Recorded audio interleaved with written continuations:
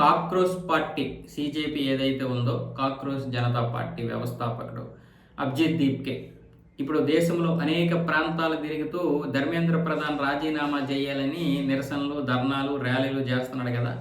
ఈ అబ్బాయి ఏమంటున్నాడు, డైరెక్ట్గా మేము నరేంద్ర మోదీతోనే ఢీకొంటామని చెప్పి ఆయనకు ఒక లేఖ రాశాడు. లేఖ రాసి ధర్మేంద్ర ప్రధాన్ రాజీనామా చేయాలి, ఈ నీట్ పరీక్ష రద్దయినందుకు కొంతమంది భయపడి ఆత్మహత్యలు చేసుకున్నటువంటి విద్యార్థులకు ₹1,00,00,000 నష్టపరిహారం ఇవ్వాలని చెప్తున్నాడు. అయితే వాస్తవంగా నీట్ పరీక్ష లీక్ని నేను సమర్థించడం లేదు, అది పక్కన పెట్టండి. ఈ డాక్టర్లు అవ్వాల్సినటువంటి వారు ఒకసారి పరీక్ష ఫెయిల్ అయిన తర్వాత, అంటే వ్యవస్థలో ఉన్నటువంటి లోపాల వల్ల మళ్ళీ రెండోసారి రాయడానికి వీళ్ళు ఆత్మహత్యలు చేసుకోవడం ఏంటో నాకు అర్థం కాలేదు. అంటే వీళ్ళు ఏం డాక్టర్లు అవుతారు వీళ్ళు? అంత బలహీనమైనటువంటి మనస్తత్వం ఉంటే. ఇప్పుడు లీక్ అయ్యింది, ఏదైంది, వ్యవస్థలో తప్పు జరిగింది, నీలో మ్యాటర్ ఉన్నప్పుడు నువ్వెందుకు భయపడుతున్నావు? అంటే వీళ్ళు లీక్ చేసినటువంటి దాన్నే రాసేసి మళ్ళీ ఇప్పుడు రెండోసారి మేము రాయలేము, మళ్ళీ అన్ని మార్కులు రావు, మేము పాస్ అవ్వము, లేకపోతే మేము సెలెక్ట్ అవ్వమని భయపడి ఆత్మహత్యలు చేసుకుంటున్నారా? లేకపోతే నిజంగానే వీళ్ళలో మ్యాటర్ ఉండే కూడా ఆత్మహత్యలు చేసుకుంటున్నారా? మ్యాటర్ ఉండేవాడు ఆత్మహత్య చేసుకోడు. వాడికి ఎప్పుడు పరీక్ష 100 సార్లు పెట్టినా వాడు రాసుకుంటాడు వాడికి ఉన్నది. ఒకవేళ రాసుకోలేకపోయాడు అనుకో, మళ్ళీ మార్కులు తగ్గాయి అనుకోండి, నెక్స్ట్ ఇంకేదో ట్రై చేసుకుంటాడు. కానీ ఆత్మహత్యలు ఏంటి అంటే విద్యా వ్యవస్థలో కూడా లోపాలు ఉన్నాయి, అక్కడ కూడా మనం దృష్టి పెట్టాలి. ఈ అభిజిత్ దీప్కే అనేవాడు ఈరోజు వచ్చాడు, కేవలం ఈ ఆత్మహత్యల గురించో లేకపోతే నీట్ పరీక్ష రద్దు గురించి మాట్లాడాడు. ఇక్కడేం చదువుకున్నాడా? అమెరికాలో చదువుకున్నాడు, అమెరికాలో ఉన్నాడు. ఇక్కడేంటి, ఇక్కడ ఇలాంటివి చేస్తూ ఉంటే వీళ్ళకి ఫండ్ వస్తుందనే, లేకపోతే దేశం స్థిరత్వంగా ఉంది, దేశం స్థిరపడుతుంది, ఇక మరొక $2-3 ట్రిలియన్ కనుక అందుపోయింది అనుకోండి, అంటే భారతదేశం $7 ట్రిలియన్ వచ్చేసిందంటే ఇక నీవు ఈ దేశాన్ని ఆపడం ఎవరి చేత కాదు, ఇంకెవడి వల్ల కాదు. ఇక ఆ తర్వాత చైనాను కూడా దాటేస్తాం. చైనాను దాటేస్తాము అంటే ఇప్పటికి కాదు, ఒక 30-40 సంవత్సరాల తర్వాత ఖచ్చితంగా చైనా వరకు వెళ్తాం. ఎందుకంటే అంత సోర్స్ ఉంది మనకి అంత సోర్స్ ఉంది. మనలో ఇంకా యూనిటీ లేదు. ఇంకా చెప్పాలంటే అన్ని ప్రాంతీయ పార్టీల్లో యూనిటీ లేదు. అంటే కేంద్ర ప్రభుత్వానికి సపోర్ట్ చేయవు. దేశంలో ఈ వీళ్ళు ఎక్కువ, అక్రమ చొరబాటుదారులు ఎక్కువ, వాళ్ళని కాపాడే వాళ్ళు ఎక్కువ, దేశాన్ని నాశనం చేయడానికి ఇలాంటి శత్రువులు ఎక్కువ. కాబట్టి మనం ఇంకా వెనకబడుతున్నాం. కానీ బీజేపీ వచ్చిన తర్వాత ముందుకు వెళ్ళిపోయింది. బీజేపీ వచ్చిన తర్వాత దేశాన్ని స్థిరమైనటువంటి దేశంగా తయారు చేస్తుంది, ఆర్థిక వ్యవస్థని బలోపేతం చేస్తుంది. ఇది నచ్చినటువంటి వారు ఇలాంటి కాక్రోచ్ల రూపంలో వస్తూ ఉంటారు. ఎందుకు నేను ఈ మాట అంటున్నాను? నేను నీట్ లీక్ని సమర్థించలేదు. దీనికి వెనక ఉన్నటువంటి వెధవలందరినీ కూడా కడిగి బారేస్తున్నాం. ఆయన ఎవరైతే ఉన్నారో ధర్మేంద్ర ప్రధాన్, ఆయనకు కూడా గట్టిగానే అవుతున్నాయి. ఆ విషయంలో ఎక్కడ ఉపేక్షించడం లేదు. ఆయన రాజీనామా చేస్తే వాగిపోతాయా? కానీ ఇక్కడ వీళ్ళు చూడండి, వీళ్ళ యొక్క ఇది విద్యా వ్యవస్థలో ఉన్నటువంటి లోపాల గురించి ఎవడూ మాట్లాడడం లేదు. ఆనాటి నుంచి ఉన్నటువంటి లోపాలు కాబట్టి ఆత్మహత్యలు చేసుకోవడం ఏంటి? రెండోసారి పరీక్ష రాయాలనుకున్నటువంటి వారు ఎందుకు ఆత్మహత్యలు చేసుకుంటున్నారు? నిజంగా నీలో దమ్ము ఉంటే, నీ టాలెంట్ ఉంటే, నువ్వు చదువుకునేవాడివైతే నీకెందుకు భయం? ఇలాంటివి 1 కాకపోతే 2 కాదు 3 కాదు 5 రాస్తావు. నష్టమేంటి నీలో టాలెంట్ ఉన్నప్పుడు, సబ్జెక్ట్ ఉన్నప్పుడు? ఇదొకటి. ఇప్పుడు వీళ్ళు నరేంద్ర మోదీతో ఢీ కొడుతున్నారట. నరేంద్ర మోదీని ఢీ కొట్టడానికి ప్రధాన కారణం, ఇక్కడ చదవలేనటువంటి వ్యక్తికి ఈ వ్యవస్థ మీద కోపం రాదు సాధారణంగా. ఎందుకంటే ఈ వ్యవస్థలో చదువుకొని మేము కష్టపడి ఎంత చేస్తే వీళ్ళు ఇలాంటివి చేశారని కోపం వస్తుంది ఎవరికైనా. కానీ మరి వీడికి ఎందుకు కోపం వచ్చింది? వీడు ఇక్కడ చదువుకోలేదు, వీడు అమెరికాలో చదువుకున్నాడు, అమెరికాలోనే ఎక్కడో చదువుకున్నాడు. మరి భారతీయ వ్యవస్థ మీద ఎందుకు కోపం వచ్చింది అంటే ఎవడో నడిపిస్తున్నాడు. ఆ నడిపించేవాడు ఎవడో, ఆ ఫండింగ్ ఇచ్చేవాడు ఎవడో, అన్నీ బయటకు వస్తాయి. అయితే ఇంకోటి, భారతదేశం స్థిరపడుతున్న కొలది వీళ్ళకి ఫండింగ్ ఆగిపోతూ ఉంటుంది. మత మార్పిడికి ఇప్పటికే చాలా వరకు దేశం అంటే కేంద్ర ప్రభుత్వం ఎన్జిఓలు ఆపేసింది. అవి మత మార్పిడి కావచ్చు, ఉగ్రవాదం కావచ్చు, దేశ వ్యతిరేక శక్తులు కావచ్చు, ఏ విధంగానైనా సరే 600 ఎన్జిఓ సంస్థల మీద వేటు వేసింది. ఇంకా మరొక 1400-1500 కంపెనీలు సిద్ధంగా ఉన్నాయి. మొత్తం 16,000 ఎన్జిఓలు ఉన్నాయి మన దేశంలో. ఈ విధంగా ఒక 3,000, 4,000, 5,000 కోట్ల రూపాయలు వస్తుంది. ప్రస్తుతానికైతే 2,000 కోట్ల రూపాయల వరకు కేంద్ర ప్రభుత్వం గట్టిగానే దాని మీద చేయగలిగింది. ఇది కాకుండా స్థిరమైనటువంటి ప్రభుత్వం ఏర్పడకూడదు. ఏదో ఒకటి, ఎప్పుడు ఏదో ఒక మూల, ఒక మణిపూరో, ఒక జమ్మూ కాశ్మీరో, లేకపోతే కేరళమో, లేకపోతే ఏదో ఒకటి, ఇలాగా ఏదో ఒకటి చేస్తూ ఉండాలి, అలజడి సృష్టిస్తూ ఉండాలి. దేశంలో స్థిరం ఉండకూడదు, ఆర్థిక అభివృద్ధి ఉండకూడదు, శాంతి ఉండకూడదు. అలా అయితేనే భారతదేశం ఏమొచ్చేసి ఎప్పటికీ ఇలాంటి పేద దేశంగా ఉండిపోద్ది. అప్పుడు వాళ్ళు అనుకున్నవన్నీ సాధించవచ్చు. 150 కోట్ల జనాభా ఉన్నటువంటి ఈ దేశంలో వాళ్ళు అనుకున్న విధంగా నరేంద్ర మోదీ గారు వాళ్ళు ఆడుతున్న విధంగా ఆడట్లేదు, చెబుతున్న విధంగా వినడం లేదు కాబట్టి ఇప్పుడు వాళ్ళకి ఇంకా కోపం. పైగా ఇప్పుడు ఏంటి ప్రధానమైనటువంటిది, ఇప్పుడు ఈ ఉగ్రవాదం ఏదైతే ఉందో గత 10 సంవత్సరాలు 12 సంవత్సరాలుగా ఉగ్రవాదం తగ్గిపోయింది. ఇంతకుముందు ఏంటి, ఉగ్రవాదం చేస్తూనే దేశంలో స్థిరత్వం లేకుండా శాంతి లేకుండా చేసి పెట్టుబడిదారుల్ని భయపెట్టారు. కానీ ఇప్పుడు అలా కాదు కదా. పైగా పెట్టుబడిదారులు బయట నుంచి కాకుండా భారత ప్రభుత్వం లోపల ఉన్నటువంటి వారినే బలోపేతం చేస్తుంది, వాళ్ళకే సపోర్ట్ చేస్తుంది. దానికి ఇప్పుడు వీళ్ళు భరించలేక అదాని అంటున్నారు.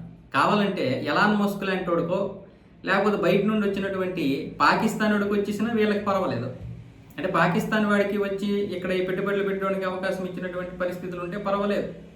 కానీ ఈ దేశంలో ఉన్నటువంటి వారికి మాత్రం అవకాశాలు ఇవ్వకూడదు. ఈ దేశంలో ఉన్నటువంటి వారు పెట్టుబడులు పెడితే భరించలేరు వీళ్ళు. దీని వెనక చాలా పెద్ద కుట్ర జరుగుతుంది. నేనేదో నా స్వార్థం కోసం ఇక్కడ వీడియోలు చేయడం లేదు. అలాగని నేనేది నీటి పరీక్ష యొక్క లీక్ని నేను సమర్థించడం లేదు. కానీ దీని వెనక ఖచ్చితంగా ఫండింగ్ అయితే ఉంది, దీని వెనక ఖచ్చితంగా కుట్ర అయితే ఉంది, దీని వెనక ఖచ్చితంగా ఒక పెద్ద ఏదైతే ఒక యాంటీ నేషనలిజం ఉందో అది ఖచ్చితంగా ఉంది. అంటే వీళ్ళు ఏమనుకున్నారంటే ఒక నేపాల్, ఒక శ్రీలంక, ఒక బంగ్లాదేశ్, ఒక పాకిస్తాన్ ఇలాంటి ఇది సృష్టిద్దాం అనుకుంటున్నారు. కానీ ఇది భారతదేశం, కేంద్ర ప్రభుత్వం చాలా దృఢమైనటువంటి ప్రభుత్వం. ఇలాంటి కాక్రోచ్లకి లేకపోతే పేడ పురుగులకి భయపడేటటువంటి ప్రభుత్వం కాదు. ఎందుకు, వాళ్ళ పదవులు పోతాయని కాదు, వాళ్ళు పొరపాటును వెనకడుగేస్తే ఈ దేశమే నాశనం అయిపోతుంది. ఇప్పుడు కాంగ్రెస్కే ఎందుకు వీళ్ళు అధికారం ఇవ్వాలని చూస్తున్నారు? ఎందుకు రాహుల్ గాంధీకి బయటి శక్తులు సపోర్ట్ చేస్తున్నాయి? పోనీ ఈ దేశంలో ఉన్నటువంటి కాంగ్రెస్ కార్యకర్తలు నాయకులు సపోర్ట్ చేయడం తప్పు కాదు, కానీ విదేశీయులు సపోర్ట్ చేయడం ఏంటి? అంటే దీని వెనక ఎంత ఇది ఉందో అర్థం చేసుకోండి. వాడెవడో ధ్రువరాతి లాంటి వెధవ కూడా వాడు జర్మనీ నుంచి మాట్లాడతాడు. మరి ఈరోజు మాట్లాడండి చైనా గురించి. మరి అంత కుల వివక్ష బయటపడింది కదా. ఆ రూరల్లో ఉన్నటువంటి 38 కోట్ల మంది నరకం అనుభవిస్తున్నారు కదా. దాని గురించి ఎందుకు మాట్లాడరు మీరు? ఇప్పుడు మాకంటే ఇప్పుడు వరకు తెలియలేదు అనుకుందాం, మీకు తెలుసు కదా. పోనీ చైనాకి చెందినటువంటి ఆ దరిద్రాన్ని చూపించకుండా మంచిని చూపించారు, బాగానే ఉంది. అభివృద్ధి చెందినటువంటి ప్రాంతాలను చూపించారు. మరి మన దేశానికి చెందినటువంటి అభివృద్ధి చెందినటువంటి ప్రాంతాన్ని కాకుండా అనాభివృద్ధితో అంటే ఇంకా అభివృద్ధి చెందినటువంటి ప్రాంతాలను ఎందుకు చూపించారు? పోనీ అభివృద్ధి చెందినటువంటి ప్రాంతాలని మన దేశంలో కూడా చాలా ఉన్నాయి కదా, ఎందుకు మరి చూపించలేకపోయారు?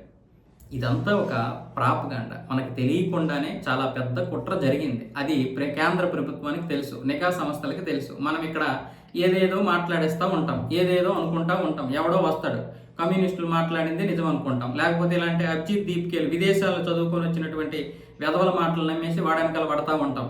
జరుగుతున్న పరిణామాలు ఏంటో మనకు తెలియదా? ఈరోజు వందే భారత్ మన పట్టాల మీదకి ఎక్కేసరికి ఎంతమంది ఏడ్చారు? ఆఫ్టర్ ఆల్ దాని స్పీడ్ 180 కిలోమీటర్లు, కానీ అది పట్టాల మీద పరిగెట్టింది 130 కిలోమీటర్లు. 130 కిలోమీటర్లకి ఎంతమంది ఏడ్చారు? చైనాలో ఏడవలేదా? పాకిస్తాన్ వాడు ఏడవలేదా? అమెరికా వాడు ఏడవలేదా? పోనీ వాళ్ళకి ఏమైనా అభివృద్ధి తక్కువ ఉందా? పాకిస్తాన్ పక్కన పడేయండి, వాడు ఎప్పుడు ఏడుస్తాడు. చైనా వాడు ఏడాల్సిన అవసరం ఏంటి? పోనీ ఆడు ఏడుస్తున్నాడని మీరు ఎందుకు ఏడుస్తున్నారు?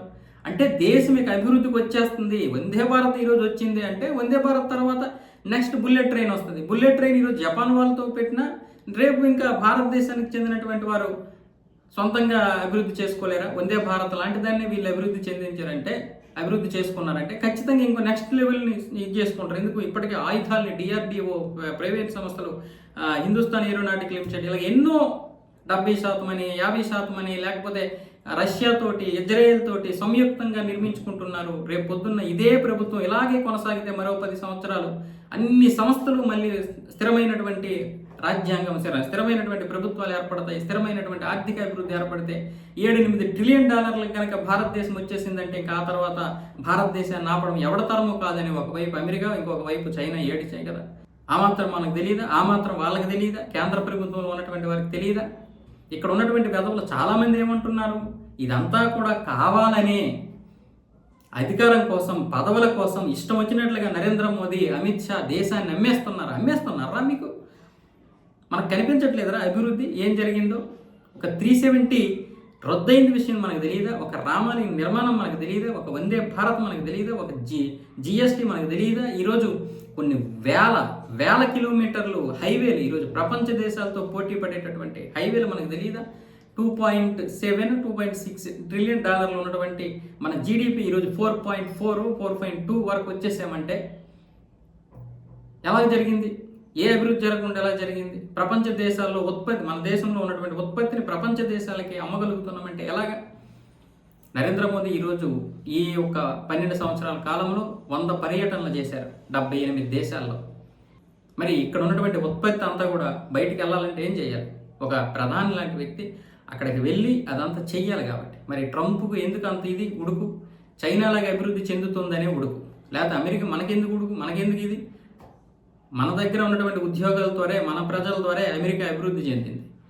వాళ్ళకి ఏంటి అంటే ప్రపంచంలో ఉన్నటువంటి మేధావులందరూ ఆ దేశంలోకి వచ్చి ఆ దేశాన్ని అభివృద్ధి చెందించాలి, ఆ వాళ్ళ వల్ల అభివృద్ధి చెందాలి. కానీ ఇతర దేశాలు అభివృద్ధి చెందకూడదు. అందులోకి 140 కోట్ల జనాభా ఉన్నటువంటి దేశం అభివృద్ధి చెందితే ఇంకా దానికి జనాభా బలమవుతారు. అది చైనాలో వాళ్ళు చూశారు. అందుకే ఈరోజు భారత్ కూడా అలా చేస్తే మరి తట్టుకోలేము, ఏషియా కంట్రీనే తట్టుకోలేము. అప్పుడు భారతదేశం అన్ని కంట్రీలను ఆక్రమించేస్తుంది. అప్పుడు వాళ్ళ వాణిజ్యం తగ్గిపోద్ది. వాళ్ళ యొక్క యుద్ధాలు ఏవైతే ఉన్నాయో ఆ యుద్ధాలకు సంబంధించినటువంటి ఆయుధాలు కొనడం తగ్గిపోద్ది. ఇప్పటికే భారత్ లాంటి దేశం కూడా సైప్రస్, ఆర్మేనియా, ఇంకా కొన్ని దేశాలు ఉన్నాయి కదా, ఇలాంటి దేశాలకు అమ్మేస్తుంది. ఇండోనేషియా లాంటి దేశాలకు కూడా తక్కువ ధరకి ఆయుధాలు అమ్ముతోంది.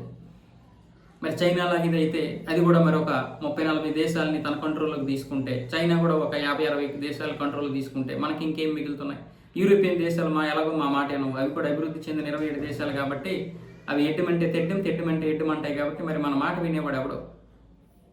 ఇలాంటి కుట్రలు ఎందుకు జరుగుతాయి? ఈ దేశం అభివృద్ధి చెందకూడదని. వీళ్ళందరి ఇదే అది ఏడుపు అదే. ఈ 140 కోట్ల మంది వాళ్ళు చెప్పినట్లుగా వినాలి, అమెరికా చెప్పినట్లుగా వినాలి. చైనా వాడు ఏది తీసుకొచ్చినా ఇక్కడ అమ్ముకోవాలి. మనం మాత్రం అభివృద్ధి చెందకూడదు. మనం అభివృద్ధి చెందితే ఆ ఉత్పత్తి వాళ్ళు ఇక్కడ దిగుమతులు తగ్గిపోతాయి, మన ఎగుమతులు పెరుగుతాయి. ఏ మాత్రం అర్థం చేసుకోలేరా? ఇప్పుడు మనకంటే తెలియదు, కేంద్ర ప్రభుత్వానికి తెలియదా? వాళ్ళు పదవుల కోసం కాదు, ఈ దేశం కోసం పాటుపడుతున్నారు. మీరు ఎవడి మాట వినకండి. మరొక 3 సంవత్సరాలు 2029లో, మళ్ళీ 2034, 2039లో కూడా మనకి స్వాతంత్రం వచ్చే ఏదైతే 100 సంవత్సరాలు అవబోతుందో 2047 వరకు కూడా బీజేపీ ఉండాలి. మీరు ఏదైనా సరే మీ మనసును మార్చుకోకండి.